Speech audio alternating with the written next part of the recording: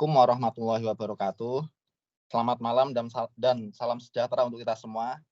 Perkenalkan, kami dari kelompok Balikpapan akan mempresentasikan tugas akhir Business Entrepreneurship and Business Development dengan judul Teman Curhat. Slogan kami adalah curhat dalam keseimbangan jiwa, buat perasaan hatimu menjadi lega dengan anggota tim kami sebagai berikut. Yang pertama Pak Arif Hatan, yang kedua Bapak Dodi Mirsya, yang ketiga Mas Dwiki Galih, yang keempat Pak Nengah, yang kelima Pak Juliadi, yang keenam Muhammad Rian, yang ketujuh Muhammad Abdul Muid.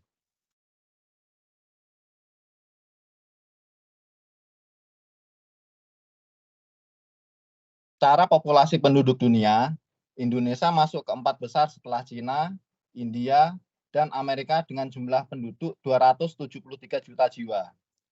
Atas sebaran jumlah penduduk tersebut, sesuai data populasi jiwa di Indonesia tahun 2022, menurut lokasi ada 58% di daerah perkotaan dan 42% tinggal di daerah pedesaan. Menurut gender, seimbang jumlah penduduk laki-laki dan perempuan sama 50-50. Kemudian berdasarkan kelompok umur, ada sebanyak 69% yang masuk kelompok produktif dan 31% non-produktif dengan usia 0-14 tahun dan 65 tahun ke atas.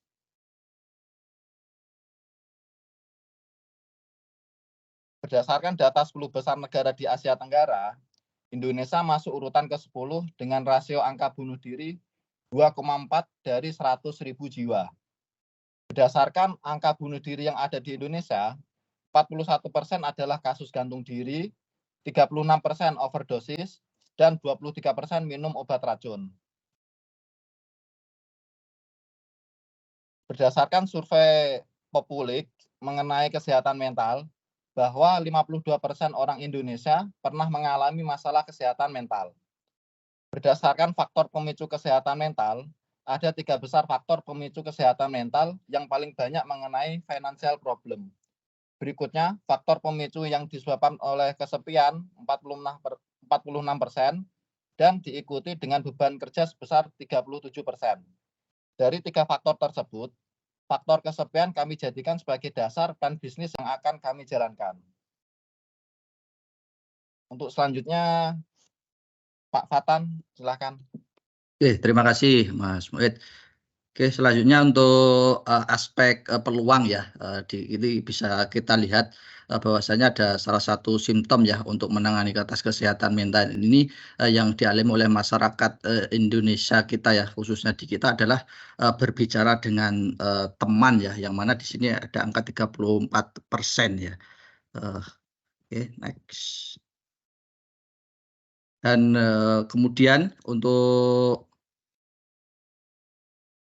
aspek peluang pemicu ya, pemicu gangguan kesehatan mental, tidak mengetahui kemana minta bantuan untuk menangani atas mental health ini ya. Jadi ada 2 besar masalah utama menjadi fokus kita ya atas faktor trigger di sini.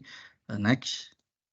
Kemudian dari peluang yang ketiga dari kasus bunuh diri yang terjadi lebih banyak, kalau kita lihat dari data, ini dari golongan wanita ya, yang melakukan bunuh diri dibandingkan dengan laki-laki dengan untuk persentasenya di angka 57%. Terkait hal tersebut untuk prevalensi per mil ya, berdasar usia gangguan kesehatan mental, kita bisa lihat bahwasanya tertinggi itu di lansia ya, di usia 65 sampai 74 dan 75 ke atas seperti itu. Kemudian kalau kita lihat dari gender itu paling banyak adalah wanita ya yang mengalami gangguan kejiwaan di angka 7,4 ya per 1.000 ya, 1.000 orang. Next. Dan kita dapat artikel dari newschoolmedia.id ya terkait rasio psikiater yang ada di Indonesia. Ini kalau kita lihat sangat timpang ya perbandingannya, bahwasanya tiap satu psikiater itu menangani 200.000 penduduk. Dan kalau kita lihat secara idealnya WHO itu menstandarkan untuk satu psikiater itu adalah 30.000 penduduk ya, sehingga ini sangat jauh dari standar tersebut. Next. Dari beberapa alternatif solusi terkait kesehatan mental, ini kita bisa lihat dua di antaranya adalah melakukan konsultasi dan melakukan curhat ya kepada teman. Dari beberapa latar belakang peluang yang sudah kita sampaikan sebelumnya tadi di depan, maka bisnis plan yang dipilih mengenai sesuai dengan tadi latar belakang bahwasanya kita jasa teman curhat yang difokuskan kepada wanita seperti itu. Next. Oke, untuk selanjutnya disampaikan oleh Mas Rian, dipersilakan. Oke, dari penjelasan di depan terkait dengan latar belakang dan opportunity, kita coba membuat bisnis model kanvas. Pada elemen yang pertama yaitu untuk key partner, kita menggandeng profesional mengenai kesehatan mental, lalu juga kita gandeng juga sosial media dan para influencer di dalamnya, lalu beberapa platform online juga kita gunakan, dan juga psikolog atau konselor juga kita libatkan sebagai key partner kita. Lalu untuk aktivitas utama atau key activity, yang pertama adalah kita membangun sebuah tim yang solid, lalu setelah itu kita coba untuk lakukan riset dan develop atas opportunity yang ada tersebut, lalu kita coba untuk tumbuhkan kerjasama di antara masing-masing key partner tersebut. Lalu dari key resources, ada professional team, kemudian ada outline platform itu sendiri atau infrastrukturnya ya, seperti itu. Lalu juga ada database dan manajemen sistem. Kemudian masuk ke value proposition yang akan kita tawarkan kepada pelanggan, yaitu yang pertama adalah teman curhat itu adalah orang yang menyenangkan atau enjoyable.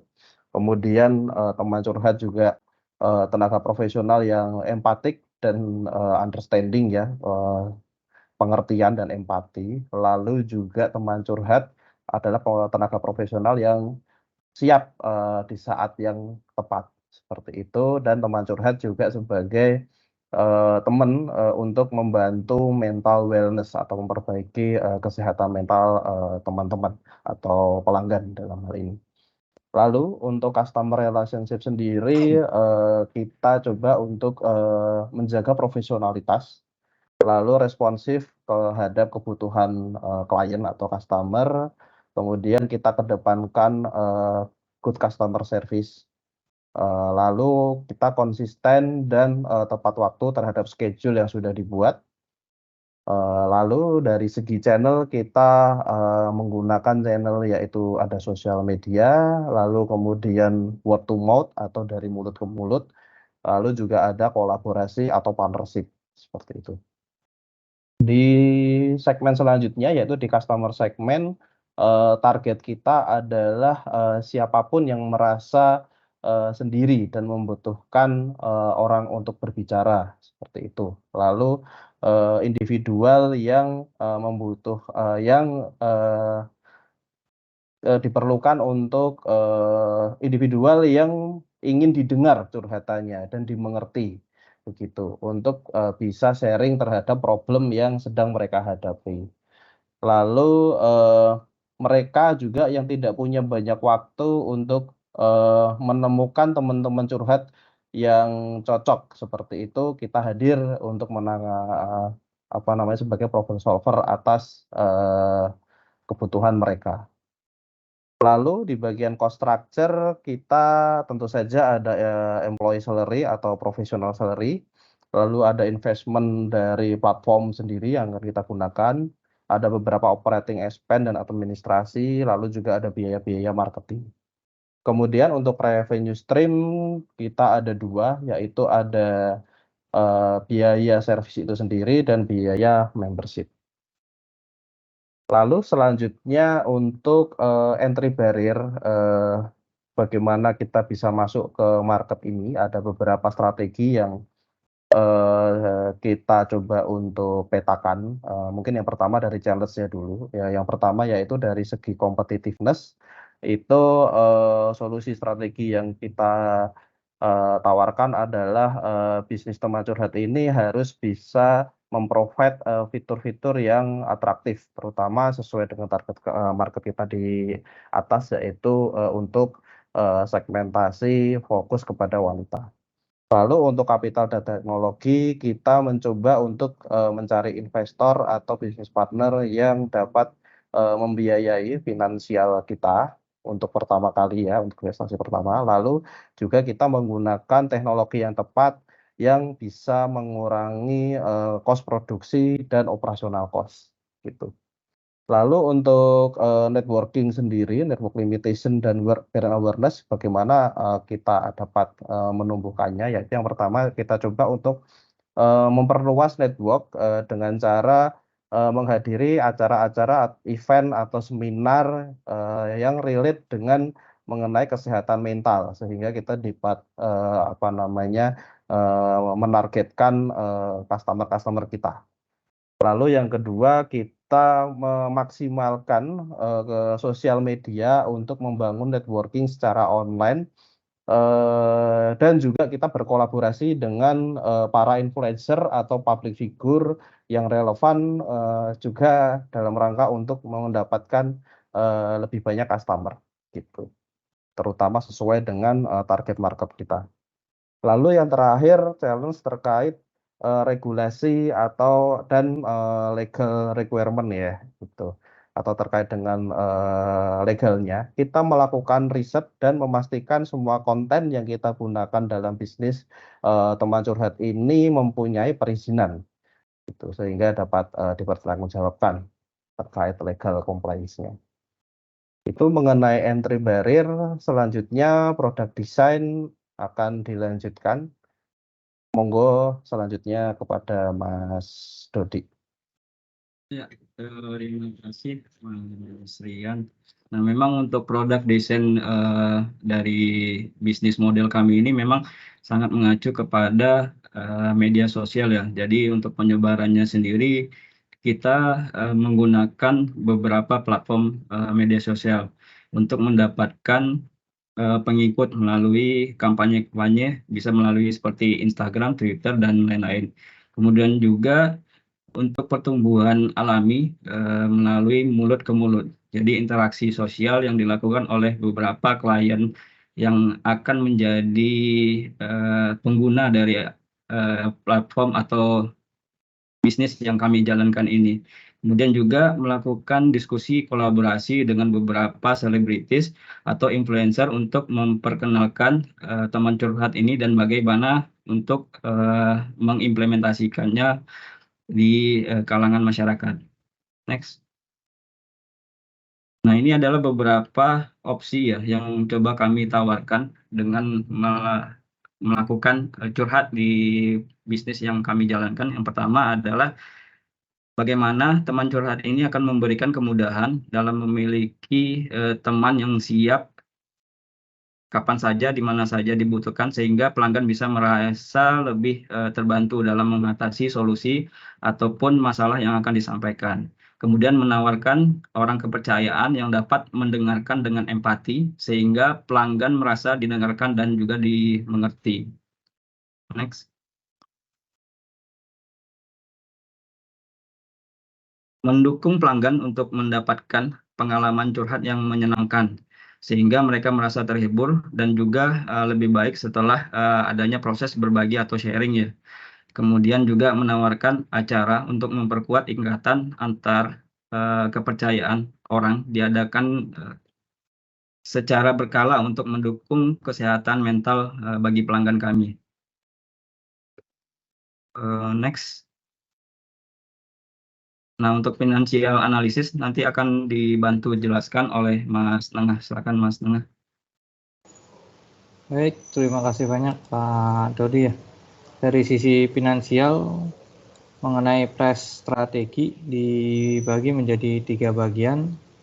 Yang pertama adalah full press ya. Yang kedua adalah memberikan special press dengan ketentuan seperti customer yang loyal, customer baru, dan limited promosi ya dalam rentang waktu yang terbatas. Yang ketiga adalah pembayaran yang fleksibel dengan berbagai metode seperti transfer via bank, menggunakan kartu kredit, dan menggunakan dompet digital ya. Next. Biaya operasional selama 1 bulan membutuhkan biaya sebesar 7,5 juta atau 90 juta dalam 1 tahun.